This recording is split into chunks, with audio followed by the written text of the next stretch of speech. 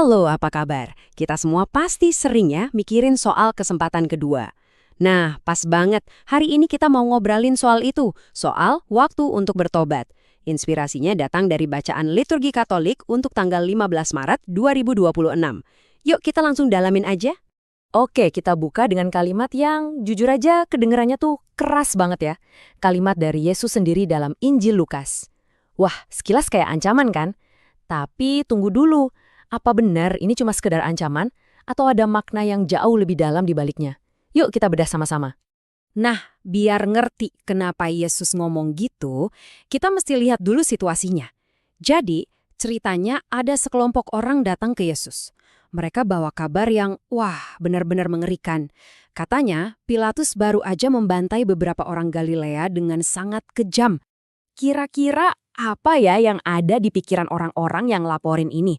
Kemungkinan besar mereka mikir begini, wah, kasihan banget, tapi jangan-jangan mereka ini emang pantas dapat hukuman itu. Pasti ada dosa besar yang mereka lakuin. Ini pemikiran yang umum banget loh zaman dulu. Kalau ada musibah, seringkali langsung dihubungin sama dosa personal. Dan disinilah ceritanya jadi menarik banget. Yesus ngasih jawaban yang sama sekali di luar dugaan. Dia nggak ngejelasin kenapa tragedi itu terjadi. Dia juga nggak ngejudge korbannya. Malah sebaliknya, dia justru kayak membalikan cermin gitu, langsung ke arah orang-orang yang nanya tadi. Dan ke arah kita juga. Lihat kan, ini dia perbedaannya. Kita tuh sering banget secara alami langsung analisis, oh dia kena musibah karena salahnya sendiri. Kita sibuk ngehakimin orang lain. Tapi Yesus malah bilang, stop, jangan lihat keluar. Coba deh lihat ke dalam diri sendiri. Itu tantangan yang jauh lebih berat kan? Nah, di tengah obrolan soal penderitaan ini, bacaan pertama dari kitab Keluaran ngasih kita perspektif yang adem banget. Ini suara Tuhan dari semak belukar yang terbakar pas dia ngomong ke Musa.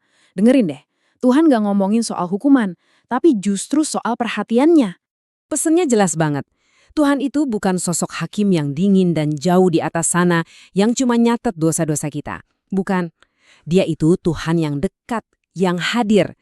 Dia melihat, dia mendengar, dan dia peduli sama penderitaan kita. Nah, pemahaman ini penting banget buat ngerti kelanjutan pesan Yesus. Oke, biar pesannya makin ngena, Yesus lalu bercerita. Dia pakai sebuah perumpamaan yang simpel, tapi dalam banget maknanya. Sebuah kisah yang langsung nyambung ke soal pertobatan dan anugerah waktu. Yuk kita dengerin ceritanya.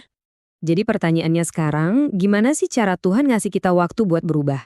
Kayak apa wujud kesabarannya itu di hidup kita? Nah, Yesus ngejelasin ini pakai metafora yang, wah, indah sekali. Jadi ceritanya ada pohon ara. Udah 3 tahun gak berbuah sama sekali. Pemilik kebunnya udah kesel. Udah tebang aja pohon ini, bikin sempit lahan doang. Tapi si tukang kebunnya bilang, Tuan sabar dulu, kasih saya waktu setahun lagi ya, biar saya cangkul tanahnya, saya kasih pupuk. Siapa tahu tahun depan berbuah. Nah inilah gambaran kesabaran Tuhan. Tukang kebun itu adalah gambaran belas kasih Tuhan yang gak pernah nyerah sama kita. Yang selalu ngasih kita kesempatan kedua, ketiga, entah keberapa kali. Waktu yang kita punya sekarang ini, inilah 1 tahun lagi itu. Sebuah hadiah, sebuah anugerah buat kita berubah dan tumbuh.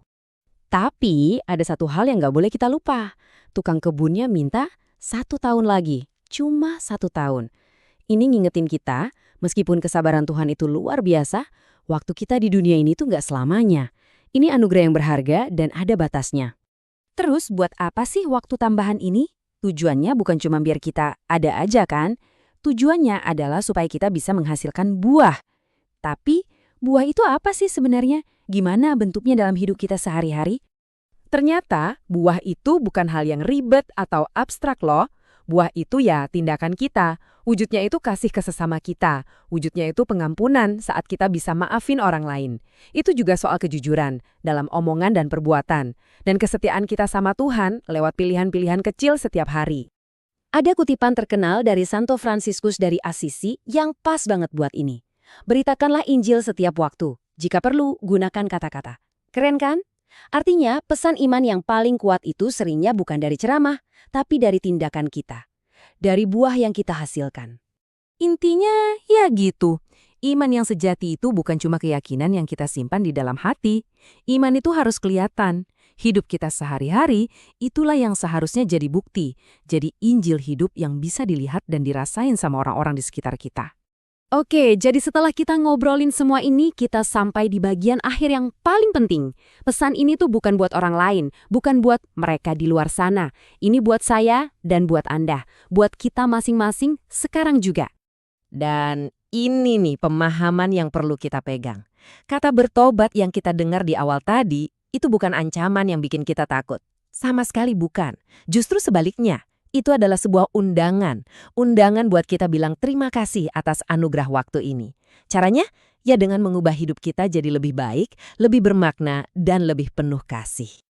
Jadi, di akhir pembahasan kita kali ini, ada satu pertanyaan buat kita renungkan bareng-bareng. Kalau setiap hari yang kita jalani ini adalah hadiah 1 tahun lagi dari Tuhan, sang tukang kebun yang super sabar, pertanyaannya adalah, buah apa yang akan kita hasilkan dengan waktu yang sangat berharga ini? Coba kita pikirkan. Terima kasih sudah menyimak.